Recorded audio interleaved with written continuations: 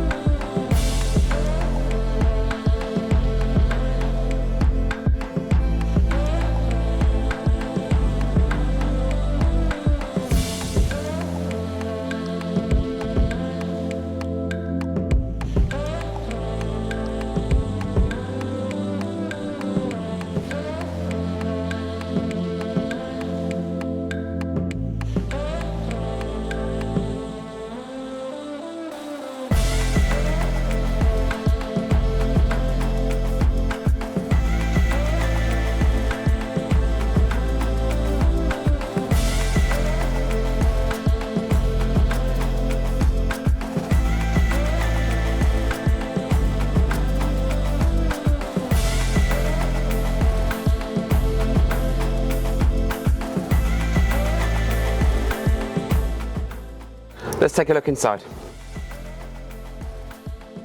Every vehicle that we get in is different.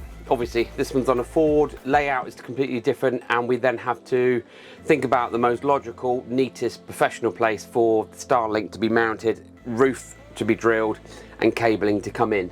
I'm just going to turn on the lights on this Habitation board, so let's just turn that on. We've got some lighting on.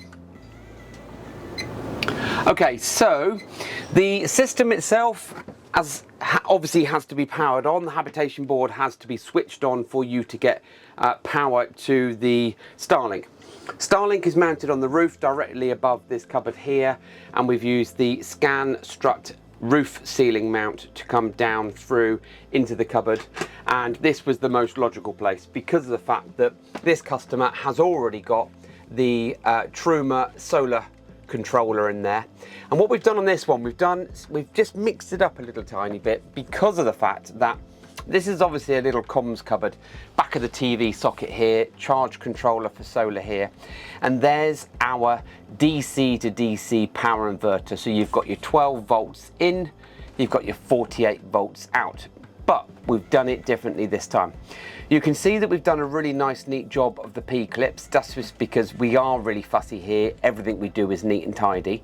But what I have done this end is I've made the barrel plug accessible. And the reason for that is because you can now unplug the lead coming down from the Starlink Mini into the van and then still use the power supply if you were parked up in the shaded area. So at the beginning of the video I explained that You might have the perfect pitch on a campsite, but it could be under some trees or in a shaded area. So therefore the Starlink Mini installation on your roof looking really cool and professional then won't be fit for purpose. So what we've done on this particular vehicle, and possibly moving onwards from that, we'll make sure that the barrel socket is available so that you can buy yourself a 10, 15, 20 meter or even 50 meter lead, still plug it into the vehicle power supply, and then run your Starlink Mini from a little ground mount outside to make sure that you can still watch TV, check your CCTV, emails, WhatsApp and everything else that goes with it. So nice neat install in there. Now you're probably watching this thinking, oh, where's your isolation switch? Well, the problem is I'm 6 foot, or very much nearly 6 foot, and this would have been a bit of a struggle for anybody, for this couple to reach up and in. Yes, you can do it, it's not major, but what we did do was we discussed with the customer a nice neat positioning here. So if we bring the TV out, and I'm only doing this for the video purposes because you don't need to do this ordinarily, you can now see here our little nice and neat tidy switch. So turn it on and your Starlink boots up like so. Turn it off and it means now that the TV can go back into its original position and you'll still have access to this little switch behind. So just to show that, now we aren't parked in the exact location orientation for the Starlink. We were doing that earlier. And at the same time, whilst we were doing that, we also then did a software update for the Starlink Mini. So I've just turned the system on, system is booting up. If you've got a Starlink and you frequently unplug it or plug it back in, or a Mini, you'll then know that it takes 2 or 3 minutes to boot up. Even more of a reason to get the job done properly by someone like us, because then you need the right power supply going in to the back of the Starlink Mini, because obviously it's your router and it then needs to boot up. Now at the moment we are picking up or connected to advanced in car, and when this refreshes in a second, after it's initially booted up, you're then going to see a new one appear up here. There it is there. So we're then going to connect to Tracker 584, which is the vehicle that we're in. We're going to go to the Starlink app. We're going to go out of there. Starlink connected, that's fine. Now we are actually facing due south at the moment, so chances are the signal's not going to be great. But for purposes of the video, let's go to obstructions. There we go. Starlink is calibrating it and gathering data on obstructions. This usually takes about an hour. And then if we go to alignment, because of the vehicle being parked south, it wants us to put the nose of the vehicle into a westerly direction, which is what we're going to do, but we're not going to do that right now because the motorhome is parked up. What I am going to show you is some photos that I took just before we did the software update, and that is Starlink is aligned. This is this particular vehicle today at 12:15. There are no obstructions in the sky, and also at the same time there was an update being done, so Starlink is in and connected. Now if you have a Starlink Mini, which is the only prerequisite of us being able to do this job for you, you bring your Starlink Mini activated, we supply all the decent gear to fit it and then use our professional experience and knowledge to install it on your roof. If you've got any questions or comments, please do comment on the video. Just be aware that we don't monitor that on a daily basis. But if you have a Starlink and you want it professionally installed, this is the reason why people are coming down to us from all over the UK, because they've seen our videos, they want a professional installation and they want a professional service. So please do get in touch with us.